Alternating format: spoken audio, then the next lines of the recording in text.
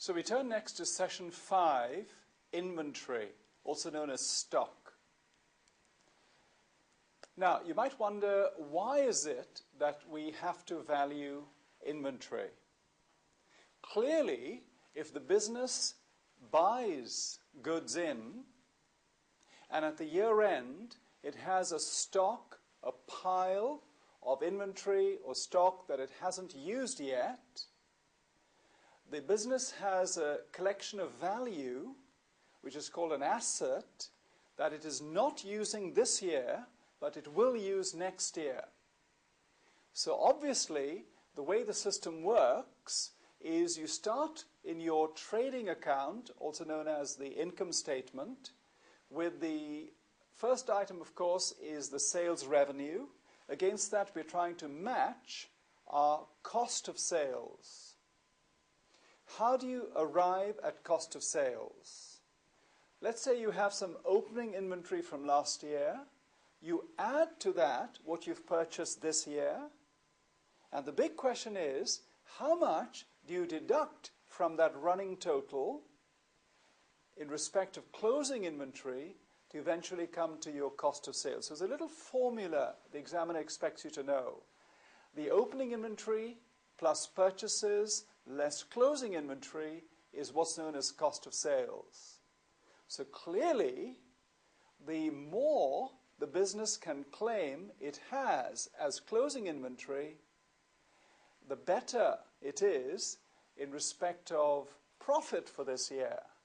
Because obviously, if it deducts closing inventory from this year's costs and pushes it into next year, this year obviously will look so much better because our cost of sales is lower.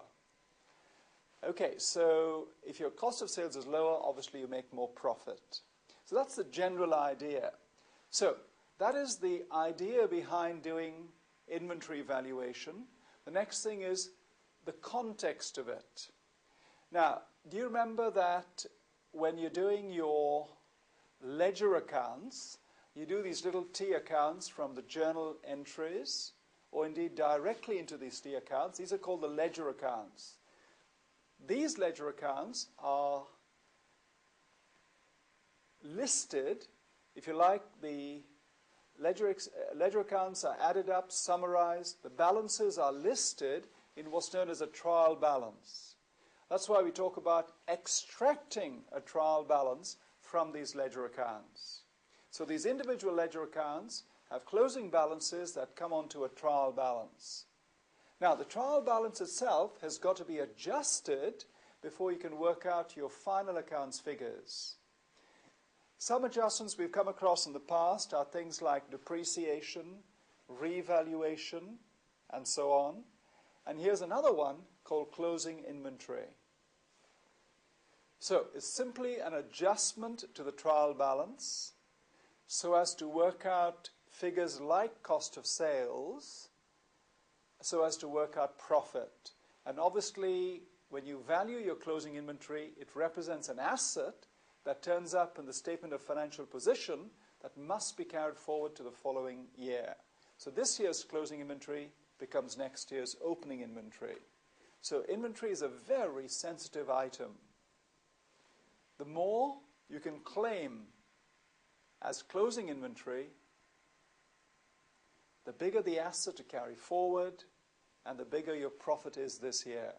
So the simple way to remember it is more closing inventory value, the bigger the profit will be. So how do you value inventory? If you turn, please, to session 5, it says that when you have completed this chapter, we should be able to explain the principles of IAS2 inventories and explain and apply the different methods of inventory, the valuation, including first in, first out, average cost, last in, first out, etc. And of course, to understand and apply the double entry for inventory. Inventory is the product, the goods, we purchase and sell in a business, of course. In a business, it is unlikely that all of the inventory will be sold at the end of the accounting period. Therefore, there will be an adjustment needed in the financial statements for the value of the closing inventory. So as I was saying earlier, we purchased something this year that we haven't used by the year end. So what else does it say? IAS 2, if you're able to remember that kind of thing, covers the valuation principles for inventory. Now, there is one rule you need to know above all else, and that is inventory is valued at the lower of cost and net realizable value. Net realizable value is how much I intend to sell it for after the end of the year. So if you're trying to value your closing inventory, the basic rule is you look at your inventory that you have and you ask yourself, what did it cost me? And if I can sell it at more than that cost, you've got to value it at cost. But if for some reason the market for those goods were to collapse, in other words, what I can sell it for is less than the cost that I paid to acquire the assets. If that selling price, also known as net realizable value, is less than cost, being prudent, being sensible, you allow for that loss as soon as you can recognize it. In other words, if you value your closing inventory at the net realizable value, which is less than cost, obviously you're taking next year's bad news this year. And that's called prudence. Of course, you don't want to overdo that. And that's what the note explains in session 5.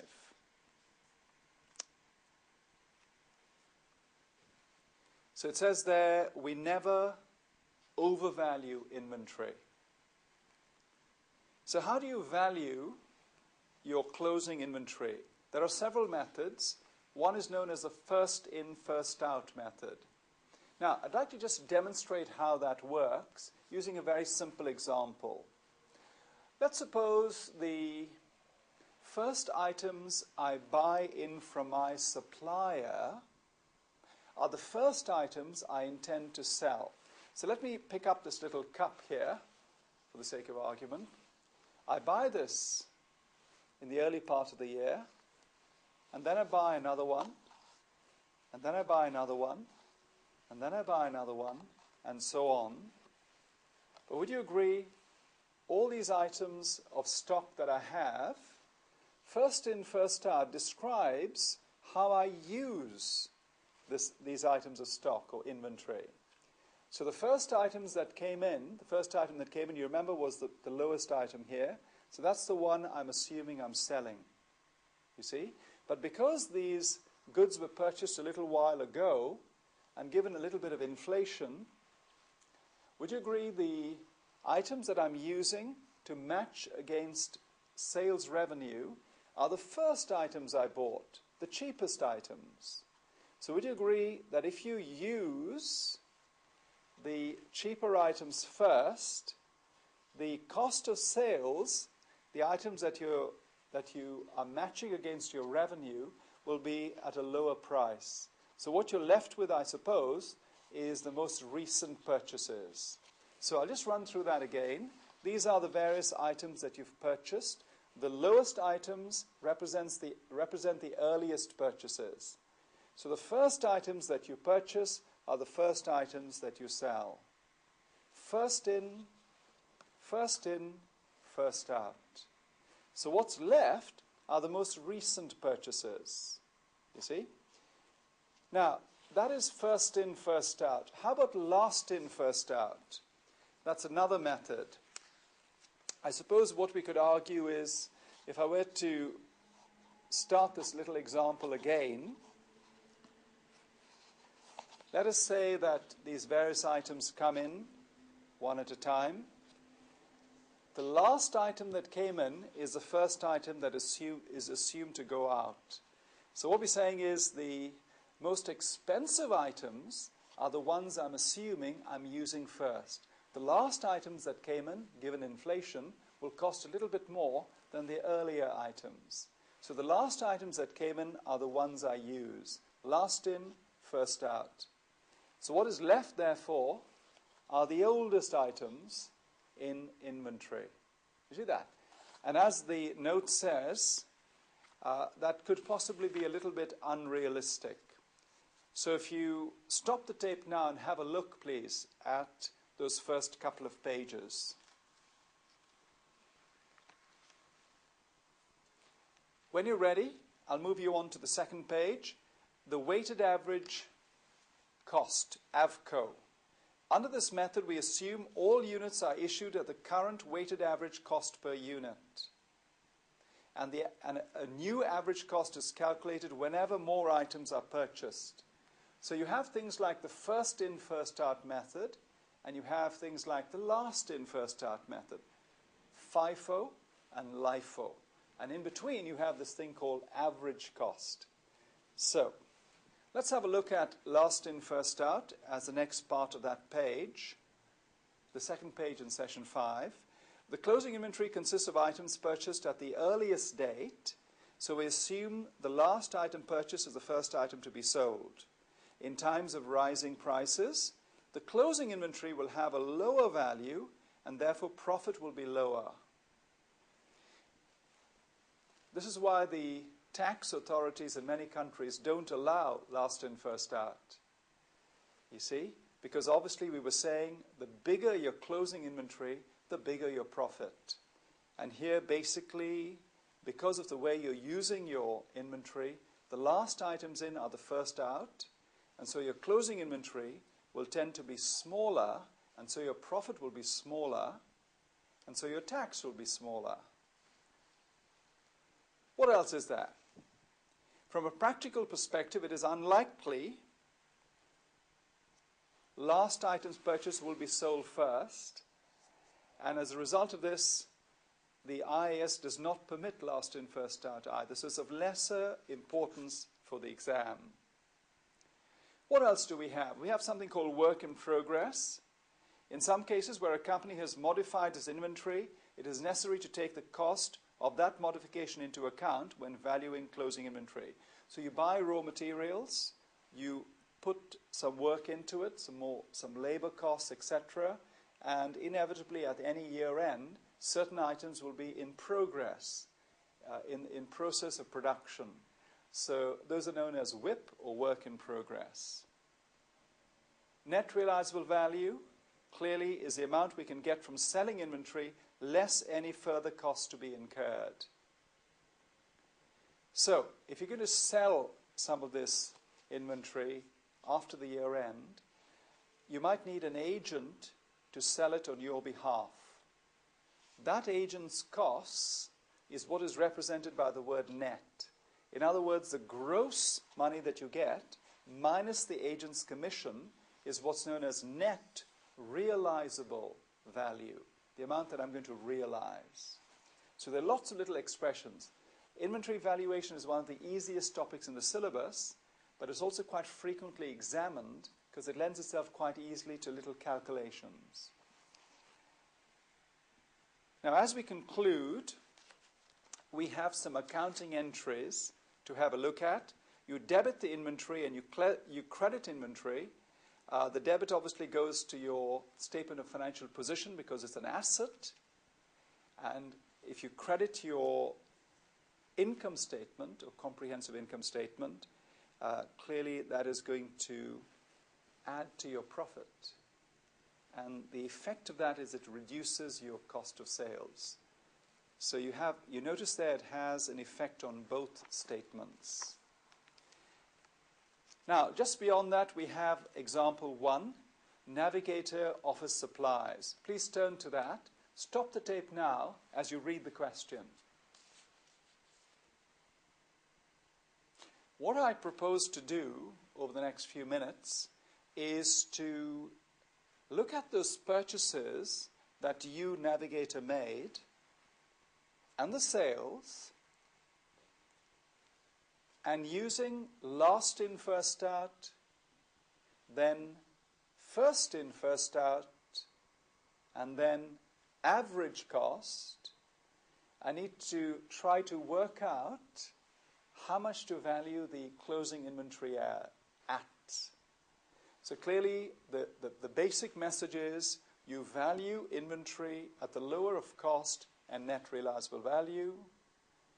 But how do you use inventory? So don't forget words like first in, first out, last in, first out, etc.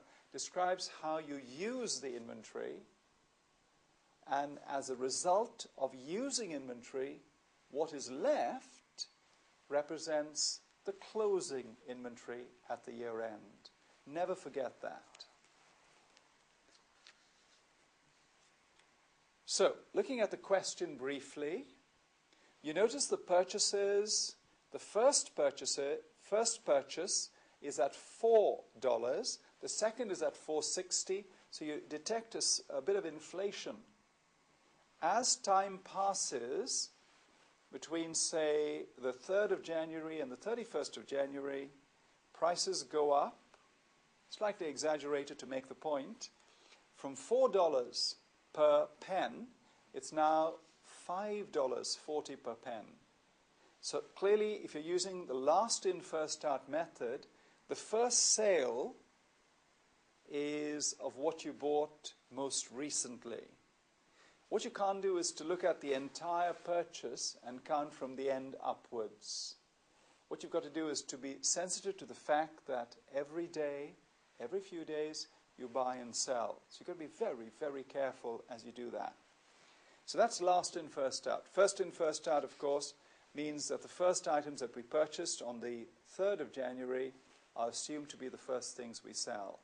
And average cost is a bit of a mixture between between the two of them. So would you stop the tape now as you read the question, please? Let's turn, therefore, to example 1 and reread the information in front of us. The question there is called Navigator. The best way to understand these questions, I think, is to believe that you are this company. So there it is. Navigator Office Supplies made some purchases of 3,000 pens, and it has sales of 1,700 pens. The most important thing, I suppose, to realize is that whereas the purchases are made at different points in time, and with a bit of inflation, the purchase price goes up steadily, the information given to you there in terms of the selling price of $10 per unit, per pen sold, they do not affect the use of inventory.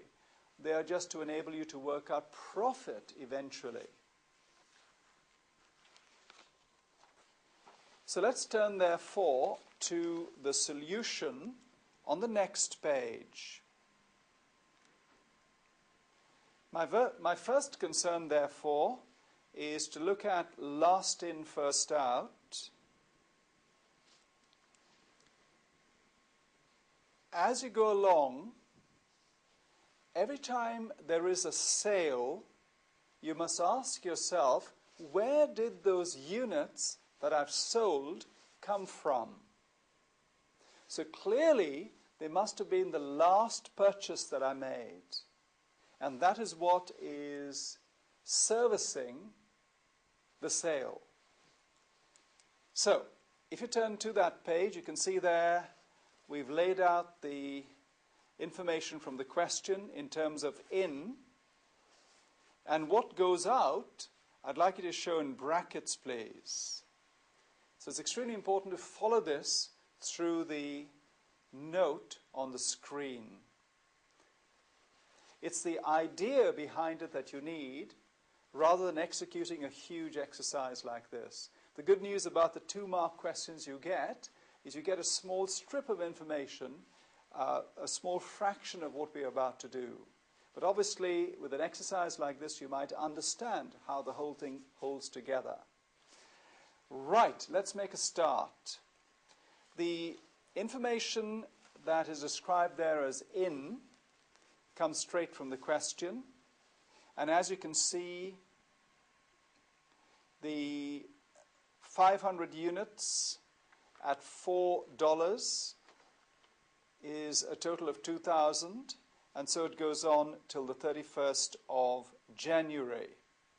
Most interesting, however, is the way we use. Remember, this is last in, first out. The way we use our inventory, the stock, the goods that we've purchased. So let's focus on the first sale as per question. So let's write out under number 300, 400, 300, 700, the 4 sales we've achieved. Now it's extremely important to realize that as time goes on, every time you make a sale, you've got to ask yourself what was purchased most recently. The last in is the last out. So if you make a sale of 300 units, clearly I can put that in brackets. So if you start with 500 at the end of the 3rd of January, that 500 minus the 300 is what the 200 represents. Clearly, if you've sold 300 at 4, you've sold 1,200. So let's put those in brackets. So how do we value the 200 items in inventory at that point? Remember, it's last in, first out. Obviously at 4, so I might actually write at the rate of 4, somewhere there. 200 multiplied by 4 equals 800. So I hope that makes sense. So I'm going to tick off the 2,000, I'm going to tick off the 800, the various items that I've explained. Okay, let's revert to the in column on the far left. You've bought 500 more units at 460, 2,300, $2,300. Now, that $2,300 worth of goods must be added to the 800 that you have at that point. And clearly, if you take your 800 and you add to it 2,300, 800 plus 2,300, you see how we got to the 3,100. So I hope that makes sense as well.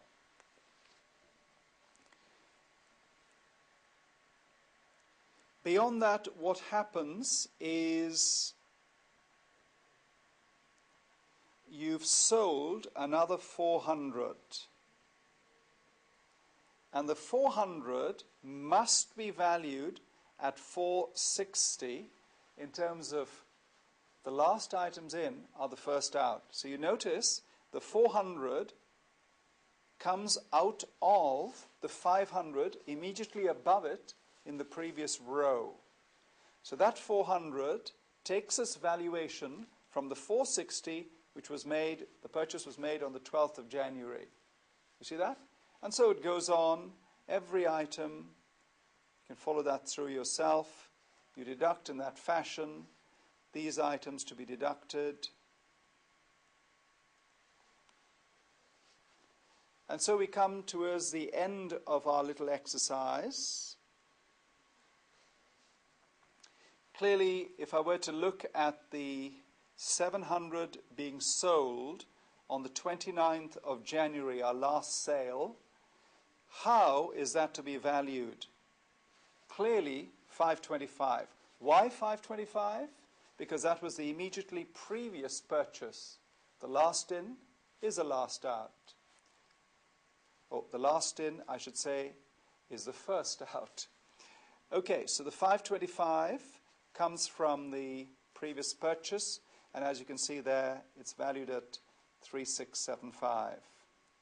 So what are we left with? Just above that, you have 5,410, and now you have 3,675 being sold. So clearly, if you have 5,410 in inventory, and then you start selling the 3,675, what are you left with? And the answer obviously is 1,735. And so it goes on. That 1,735 is what your inventory is valued at that point. You then buy 900 units at $540 each, $5.4 each. It comes to 4,860. That 4,860 obviously added to the 1,735 is what the 6,595 represents. So I might just do a little arrow, if that helps. That's what that represents. And of course, the number of units is crucial to take it forward into the new year. So that's the basic procedure. The last items in are the first items out. Last in, first out, LIFO. Probably a little bit less important for the exam compared, let's say, to first in, first out, which is the most popular method, obviously accepted by the tax authorities. And a little later, we'll have a look at our average cost type of valuation.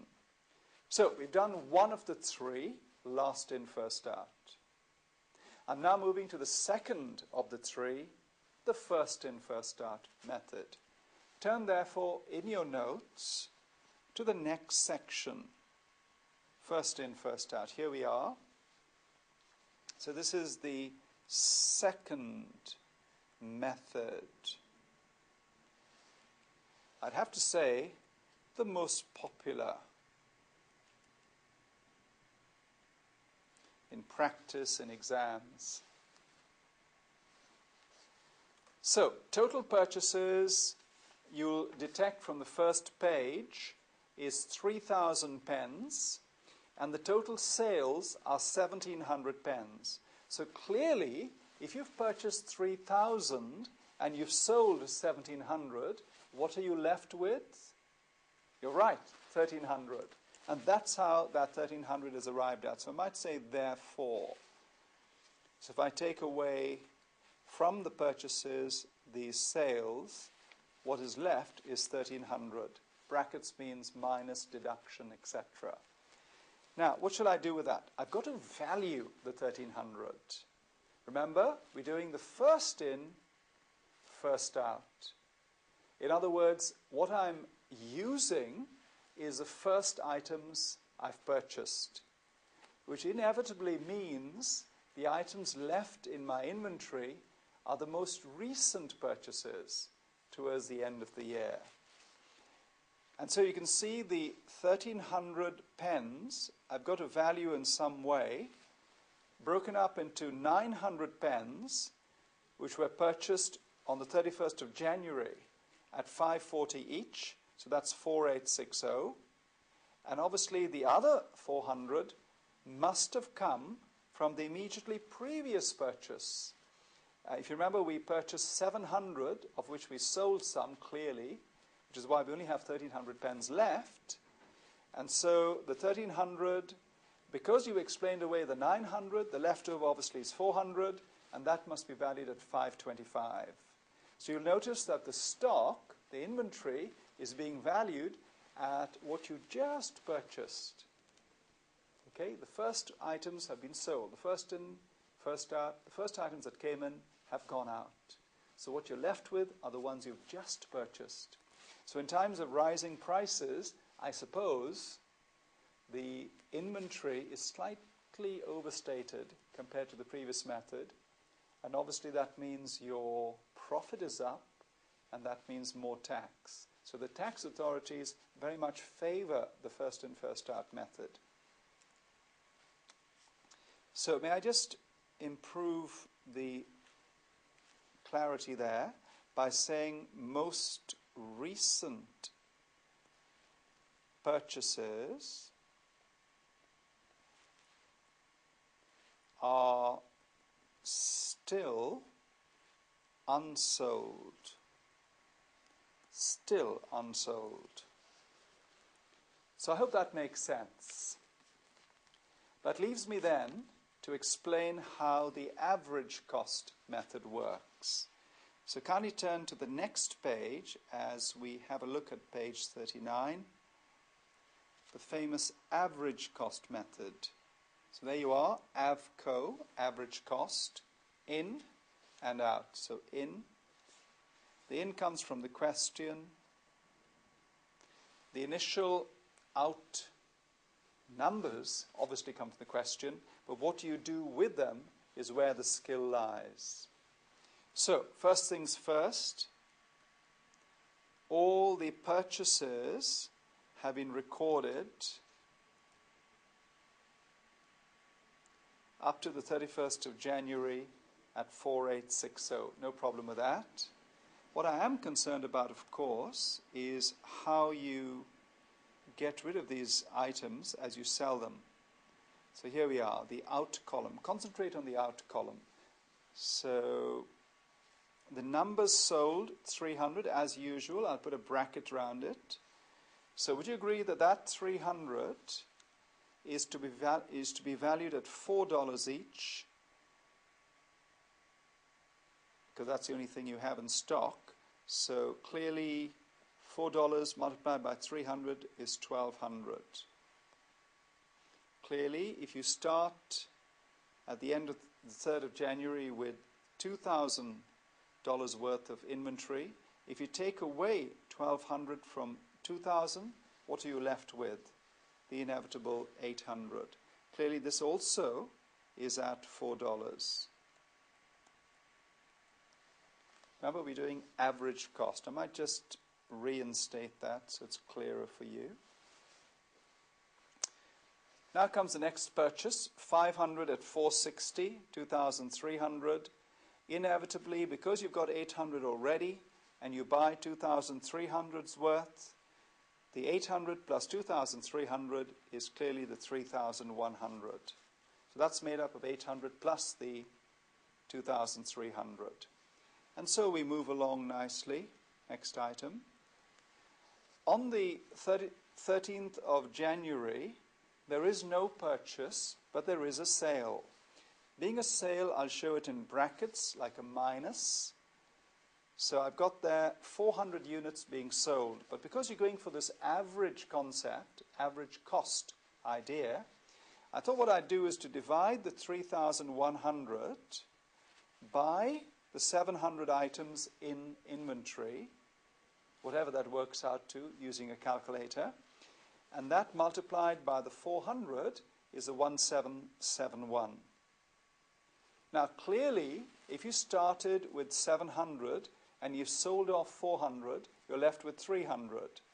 And that 300 must be valued at 1329 on the grounds that, I do this in a different color, the 1300, take away from that the 1771 gives us 1329. Okay, I hope that makes sense. I'll go through that again. The 1300 that you had immediately previous, that is to say on the previous day, the 12th of January, the 3,100 is the value of those 700 units.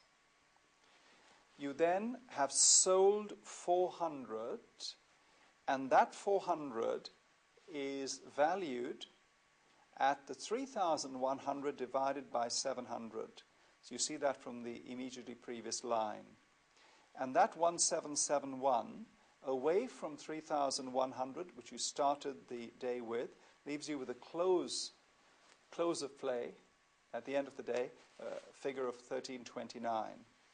And so we move along, see if this makes a bit of sense to you. It's quite easy. I find it quite easy to explain. I hope you're picking this up. The 1329 is the figure at that stage. And then you go along and buy 400, paying a real cost, an actual cost of 475, and that's 1900. If you were to add the 1900 to the 1329, I suppose we'd come to 3229. Just a straight add. As far as the number of units is concerned, you will remember that we had 300 units on the previous day, and we bought 400 units today. And so if you add 300 plus 400, you get your 700. You see that?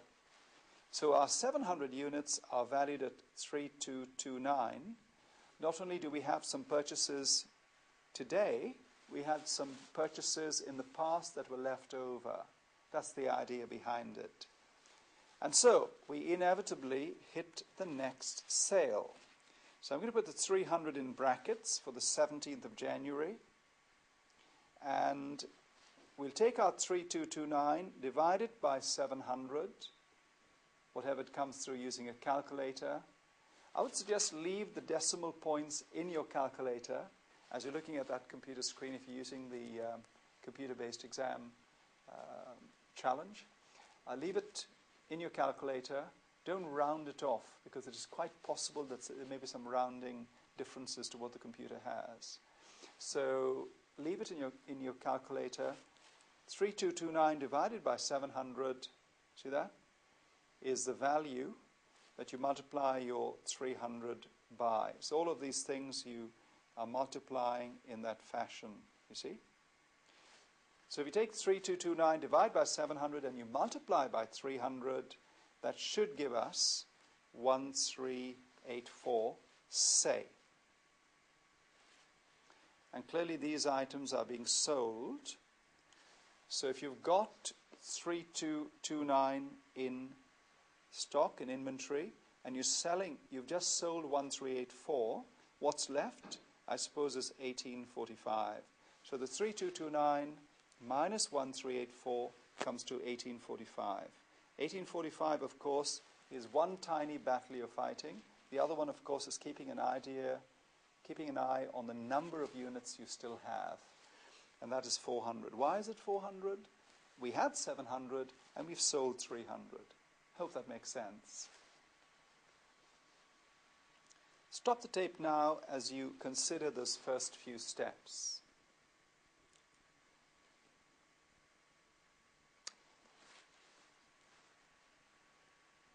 $18.45 is for 400 units. We then go and buy 700 more at $5.25 to give us $3,675. Now, because we haven't sold anything, the original 400 at the end of the 17th of January is added to by this 700 to give us obviously the 1100. So how do I value that? As you might have guessed, the 1845 plus the 3675, if I were to add them up, I should be on 5520. Absolutely straightforward. The inevitable 29th of January sale, there will be another sale, of course, of 700 units. All I can say is we had 5520 immediately previous to that. The number of units we had is 1100. So if you divide 5520 by 1100, you should be able to work out some kind of a unit price. But as I said earlier, leave it in your calculator. Don't round it off in case it's slightly different to what the computer is expecting. So if you take your 700 and multiply by 5520 divided by 1100, you should have 3513. Now clearly, if you had 1100 units at the end of the 22nd of January, and you now are have sold 700, what you're left with obviously is 400. So that's one little issue. The other issue, of course, is what to value that 400 at. And the simplest way to do it is to say, well, we had 5520's worth of inventory in terms of value, and we sold 3513. So if you take 5520 and you deduct from the 3513, you should be left with $2,007. $2,007, no cents. And inevitably, the question will say there's another purchase, or should do, and this time you've bought 900 units at $540, and let's say that's 4860. That 4860 plus 2007 should be our 6867. So that's one issue. The other issue, of course, is how many units do we have? And you can see clearly from the purchase on the 29th, or the inventory, I should say, at the end of the 29th of January, you have 400 items there. That 400 plus the 900 is the 1300. That 1300 might be familiar to you because we had 1300 units remaining in inventory, whether you use the first in, first out or the last in, first out method. So that 1300 should be familiar. So, having said all that, I need to summarize for you the entire picture. As the final step, we have the last in, first out, the first in, first out, and the average cost methods compared with each other. Clearly, we've got revenue of 17,000 across the board. Notice there are two columns for each of the methods. The inset column will help us to work out the famous cost of sales, or cost of goods sold. Clearly, the word revenue is not to be confused with the word sales. So in the question, they use the word sales to describe the items, the units being sold. But that sales has got to be converted into cash revenue, dollars. So sales describes the selling of the units, but sales revenue describes the money you get from that selling. So do be careful with bits of terminology. So the revenue comes from the question. The cost of sales, because this is a brand new business, the opening inventory is 0 throughout. The purchases are purchases. So that's 14,735. So I might, with your permission, tick those three off because they come directly from the question. So purchases is not a problem, and certainly opening inventory is straightforward. Clearly the focus is on closing inventory. And if you're using first in, first out, you remember from the previous page, we have a 6595 valuation from the last in, first out method. So this is the last in, first out method, 6595 valuation. And if you deduct that from the 14,735 that you purchased, the cost of sales is 8,140. And clearly if you deduct from 17,000 the 8140, you can see how we arrived at the 8860. So that is your last in, first out. The most popular is first in, first out, and that's where we're turning our attentions next. Clearly, everything is the same except this closing inventory valuation. We decided from the previous page, our detailed workings, that this is 6960. So minus means deduction. If you prefer to use a bracket, by all means do so. So you get most marks for the closing inventory.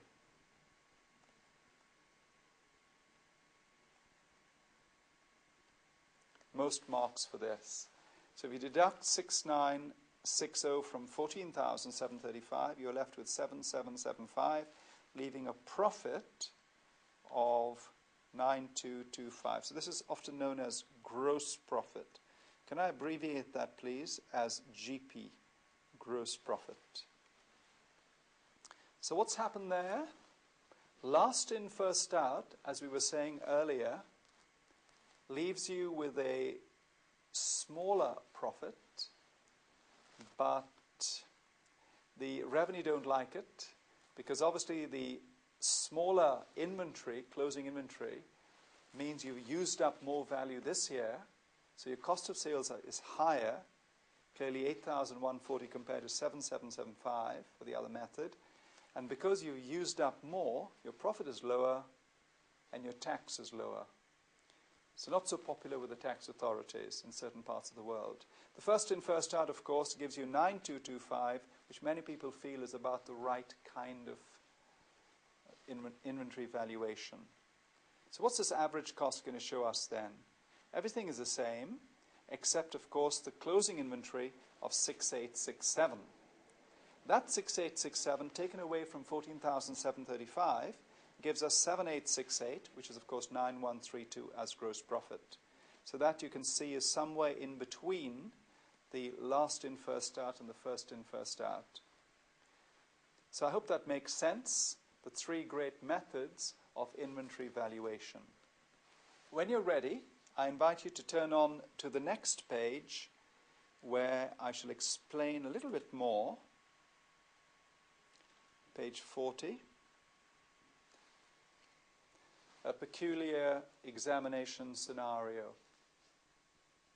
So armed with our knowledge of first in, first out, etc., we can face that exam, but occasionally the examiner will make you deal with specific scenarios such as this. So stop the tape now, please, as you read the question called radiance.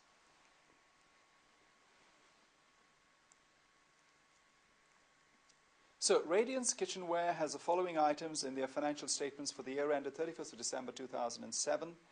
That inventory on the 1st of January, I'm going to say, is the opening. So I might ask you to write opening about there.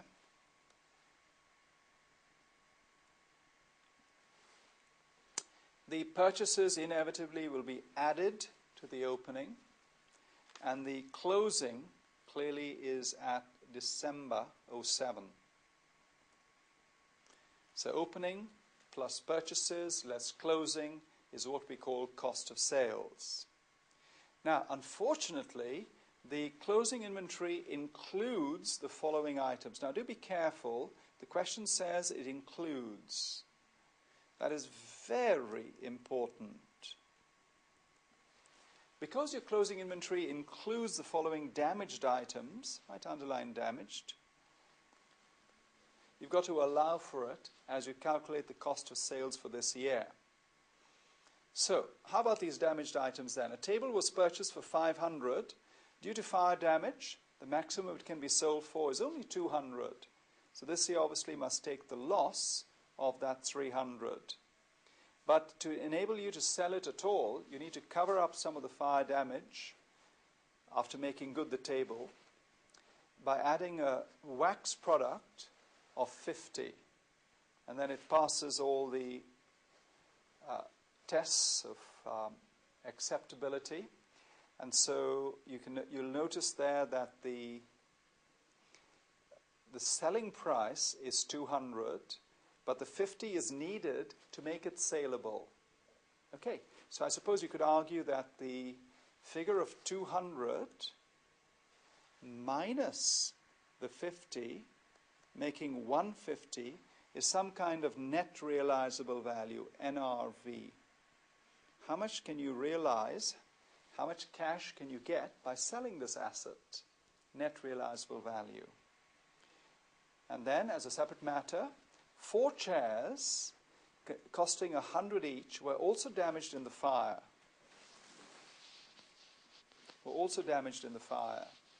And they can be sold for just 20. I'm assuming that these are each, making that assumption. Calculate the cost of sales for 2007. Example 2, the answer. The closing valuation is as given in the question.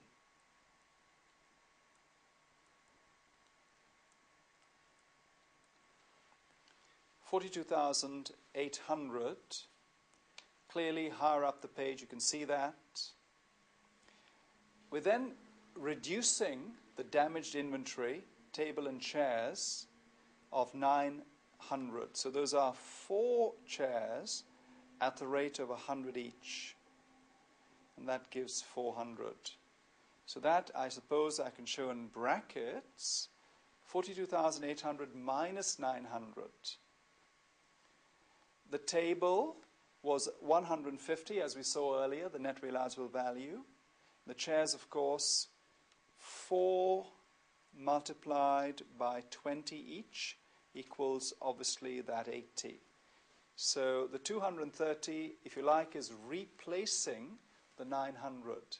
So you start with the 42,800, you take away the 900, and you replace it with the 230 to give you 42,130. Now, be very careful. The net realizable value is what is being used. So the crucial point here, I suppose, is because the 900 is already included in the 42,800, as the question says, you need to eliminate that, you see, before you can bring in the net realizable value.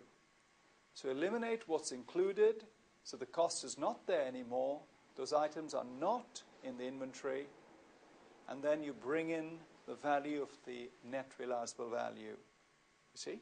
And that's how the system works.